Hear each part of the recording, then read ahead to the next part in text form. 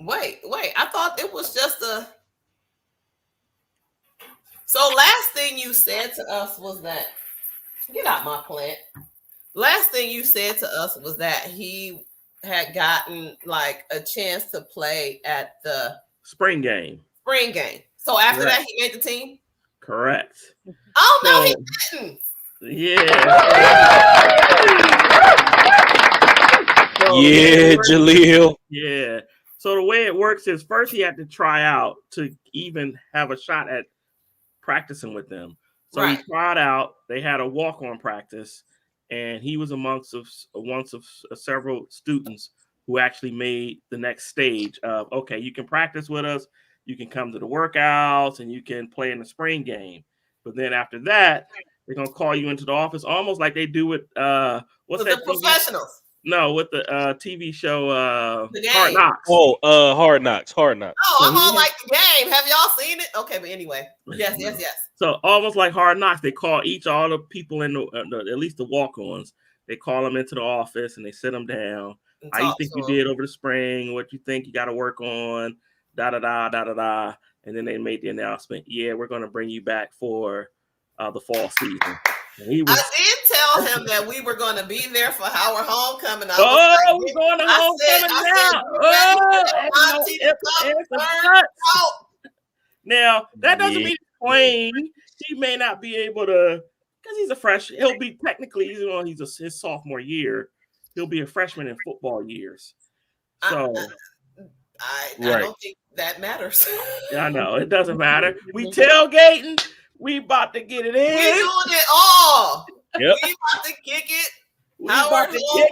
He may not get one snap, but that's all right. We gonna be in that. We gonna be sitting there on the sidelines like, go Jaleel. You standing there passing out Gatorade, but you go. That's right. That's funny. Woo, that's all right. But by his senior year, congratulations. By his sophomore year, yeah, Jaleel. It's not gonna take that long. Yeah, bro. Right. He did it his way. So kudos and props. He sure did. I'm glad he did not just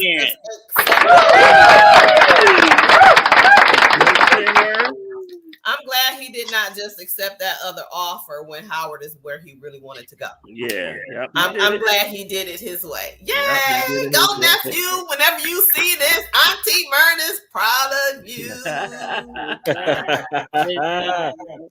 Good job. Yes, indeed. All right, y'all. So I wanted to show y'all first. Let me show y'all this. So that is the cover art.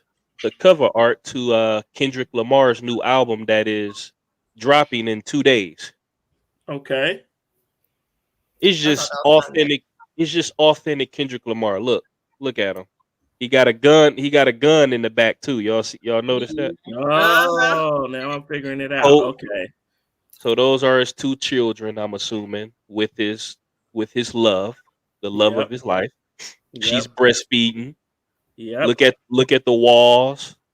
Like, it's just authentic Kendrick Lamar showing his humble beginnings. That's what I take it as.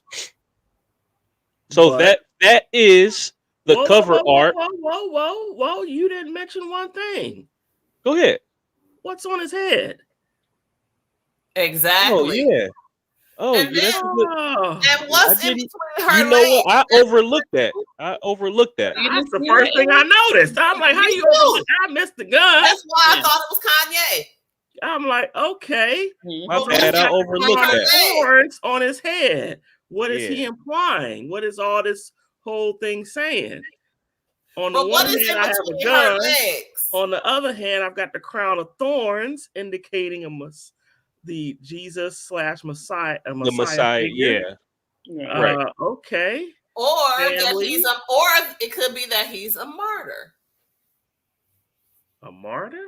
Yeah, because they. I agree, Marley Marl. I agree. Why? Why is a martyr? They placed that thorn on Jesus when he was on the cross. No, it was before the cross, man. When he was walking. Yeah, but still. It reminds Martyr me. is somebody who died I for know. another cause, We right? about to all go get. But a martyr is Granny somebody Granny gonna see this and be like, I need to bring y'all to Sunday school. Mhm. Yep.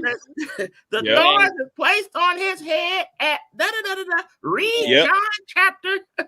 Yeah. And it was at 3 p.m. and 12 seconds. And then he had Hey, to. you ain't- They placed the crown of thorns on him. I love that laugh. That is the greatest laugh ever. To say, oh, you want to be a king? Here's your throne. Here's your crown. Here's your crown. I don't know when it happened. Don't get mad at us, church folk. But that's symbolic on what Kendrick Lamar is trying to portray. That crown of thorns, the gun, the family. I don't know, Kendrick. You all over the place. He's sending you a whole lot of messages. Is it a whole lot of overload for you? Yeah. Is it overload? It's overload. All right, so that from the cover art. Now I want to show y'all the video that he released 2 days ago, I believe, and it's been talked about. Very Okay. polarizing. Okay. I mean, that wasn't hot. Yeah. I love it. Yeah. Yeah, Kendrick. Yeah, Kendrick. That was smooth as hell. That was some nice. crazy shit right there. That was good. All right, so Ellie, you about to tell me how many faces I didn't see or didn't recognize. I was just about to say the faces. He did OJ. Yep. He did Will Smith. Yep. He did Jesse. How you say his name? Jesse Smollett. Smollett. Yeah. Nipsey Hussle. Nipsey. Kobe Bryant. Kobe, I saw that one. And I'm forgetting one face. Oh, Kanye West. Kanye West. I was about to say, didn't he do Kanye? Okay, I got him all. Yeah, Nipsey. I couldn't think of his name, but yeah, okay. Yeah, he did Nipsey the longest, though, right? Yeah. Didn't he do Nipsey? That was him with the tattoo tear. Yeah, at his last verse. Yeah, he was talking. He was pretty much speaking in the perspective of Nipsey with, Yeah, he was like, tell my hood this and tell my hood that. Yep. Have my kids watch my interviews. Right. Yeah. My brothers and sisters, I'm in heaven. Yeah. Mm-hmm. Yeah. Damn. Okay, Kendrick, he killed it. Yeah. Murdered. Yeah, he did. So we're gonna analyze because I got some analysis. Okay, go ahead. Hit it. So I took that first verse when he was Kanye and OJ and all these black men who basically have been pimped out by the system one way or another. You know, like they were doing okay, whatever, and then things went awry for whatever reason, and they have been, exploited. It's kind of almost like, the theory that you gotta sacrifice something to the Illuminati. They sacrifice a part of themselves for the fame. So whatever Jesse did or didn't do, lied, whatever. OJ, of course, the murder, and even Kanye. Like Kanye's just especially we talked about the documentary last time. When you go back to how he started and how he was, and then mental health plays a big piece to it, but it's also, I got to be with a Kardashian no matter what. Everybody knows you go with a Kardashian, things gonna go downhill. But that was his sacrifice, and now look at how people perceive him now. He's never going to be perceived the same. Even though I still think he's a musical genius, I still think he's talented. He's always going to have that cloud. So that's what I think the whole verse was about, the cloud that hangs on. And then Will Smith. And I jumped in. He may not have made it a couple months ago, but he made it in there. When I saw Will Smith, I said, "Damn, Will Smith made the list of those men." I want these black entertainers who now have this cloud above them from the other part of society for the various things they've done. What I got out of it are those people, those black people who are accepted by white people until they do something and then they remind them that they're the N-word. There you go. Yeah. Well, that's true too, Murray. I was going to say that. I mean, those people in the first verse when she was talking about Smollett. The only reason I don't know. See, OJ and Kanye. Because remember, Kanye thought him and Donald Trump was all, buddy. OJ thought he was in with all of them until the whole Nicole Simpson. And then, you know what I'm saying? So here's my point about Kanye. And this is why it's a strange kind of mix. Until Illy told me last one of these episodes how much he's really worth. I'm like, how much is he really worth? Like $6 billion for this man to be so somewhat psychotic, somewhat crazy, somewhat controversial, somewhat, have you lost your mind? And what is wrong with you, Kanye? It's working for him in the sense of how much his, like you were saying, how much his fame has equated to his pocketbook. The man is a $6 billionaire. So maybe there's some, now I'm starting to think maybe it's part of his shtick that if I like a little crazy and do a little something like this and do a little something like that, I get more popular. My sneakers go off the hook. I sell more of this. I do more of that. And my wealth grows. So it could be a part of his, hey, I'm going to go out here and think everybody, I'm going to run for president. I got the money. Why not? I'm going to just go run for president. And it's part of his growing cultural, what do you call it? Phenomenon. Yes. So that's why I kind of sort of I still believe, like I said, there was until you do something that they don't approve of, then they remind you that you're not one of them. And I just think that those people in that first verse thought they were really in with them until they almost like had to choose. And if they have to choose, they're never going to choose. Will Smith was always the goal. I said the first verse, and that's Kanye, OJ, and Jesse Smollett. And Will. And Will. Oh, and Will. And Will. Yeah. Will Smith, he gave Will Smith like 2 bars. And you know what Will Smith part was? And it was perfect for me because we talked about it. He said, in the land where hurt people. Hurt people. Yep. Yeah. I'm like, oh, that's perfect. Perfect for Will Smith. Yeah. Because that was my breakdown of his situation. Speaking of which, it's going off topic, but with the Dave Chappelle at that show where he got tackled by the guy. Yep. Yeah. Chris Rock came up on stage. Did y'all hear what Chris Rock did? Yeah. I got slapped by the softest N-word that ever rapped. Oh, yeah. Oh, but he also has said, was that guy that tackled him Will Smith? Yeah, he said that too. Yeah. So listen, now that was funny. I get what he's saying.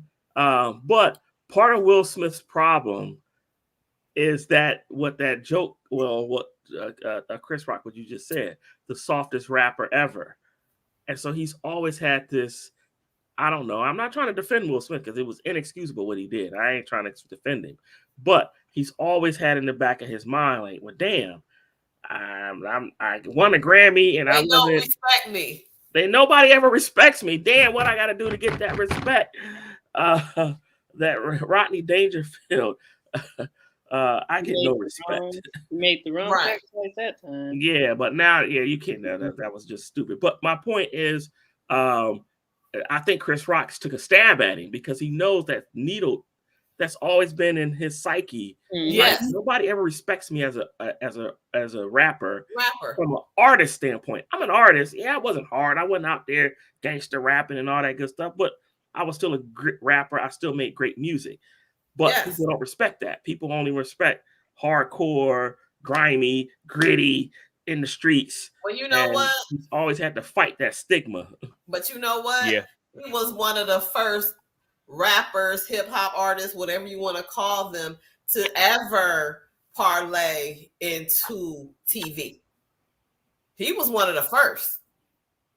Yeah. You can never take that back from him. It was 1990. Great. It was like 1990. He was like 20 years old. He was great. Great. Nobody else was doing that. You know what I'm saying? It took Queen Latifah and LL Cool J and all them. You know how he got on TV, right? Yeah. He didn't try to. Quincy Jones. Yeah, he didn't try to. Yeah, Quincy Jones. He was at Quincy Jones' spot and he shot the idea to Will, and Will like, what? Like, He no, told me? the story. They were like, yeah, come talk to these people. He's like, all right, give me 2 weeks. He was like, no, you got 2 hours or 20 minutes or Yeah, whatever. he said, And he had to go and present like he could do it. And he was like, I don't know what I'm doing. And he was like, we'll figure it out. Exactly. Yep. And it was genius. So Quincy Jones. Shout out. And it's funny with Will Smith, though. The only thing I always will say, and this is why it's so ironic about this whole Grammy thing with him. I know we talked about it before, but in a way, Will Smith is almost if you ever watch him interview and you ever seen him on shows, he's almost like a stand-up comedian. He's very witty and he's very comeback. For sure. He's like a comedian. So he's in that realm of the comedic world, even though he's got some serious roles and got all that good stuff.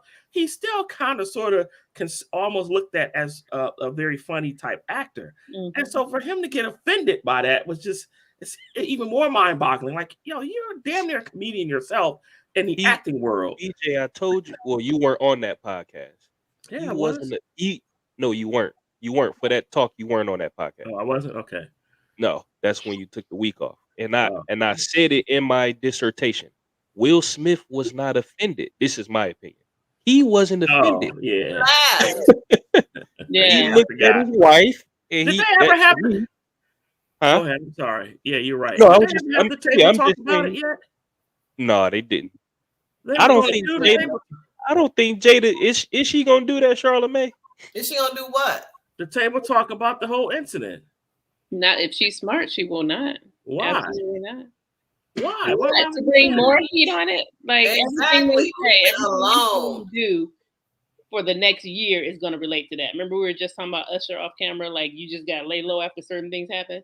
Lay low, stay out the way, keep quiet, let it ride out, and maybe in a year or two, y'all can come out of y'all, from underground and try again. But we were talking about. I was telling you what I found out about what she said on Table Talk and her grandmother and the self-pleasure thing or whatever. And so I've been starting to get this feeling, as much as I like Jada, that Jada is just not, like, there's some toxicity there with those two. And I think it's starting to impact him. I mean, you hear the stuff about their relationship. Whatever. 100%. Yeah, I think she literally may not be good for him, which I hate to say, but But he can't see that. He thinks she's the world of her, right? And you can't help what you love. So I would look it up. Right, I'll show y'all after the feed is over. But it was and this video came out during that week, right after the incident at the Oscars. It was a video of Will Smith, Will and Jada in the house. Will Smith just chilling. Jada starts filming live, and he doesn't know. And she's like, "All right, we're live on my Facebook. Will, answer this question about such and such." And he's like, "Jada, you can't just start filming me when I don't know it, because my social media presence and my such and such, it really matters to me. It's important." And she's like, "Oh, whatever, Will. Here you go being dramatic." Like, and he's like, "No, I'm serious. I'm gonna show you all this video because when I saw that video, I'm like, that confirms my opinion about their relationship." Yep. Totally discarded his feelings. Like, yeah. And I'm like, yeah. Oh man, that's crazy. Okay. Maybe that ain't man. And remember J. Cole, one of his most memorable lines he ever said. He said, "I want that Jada and Will love." People looking back at that song like, no, we don't want that love. No. Nah.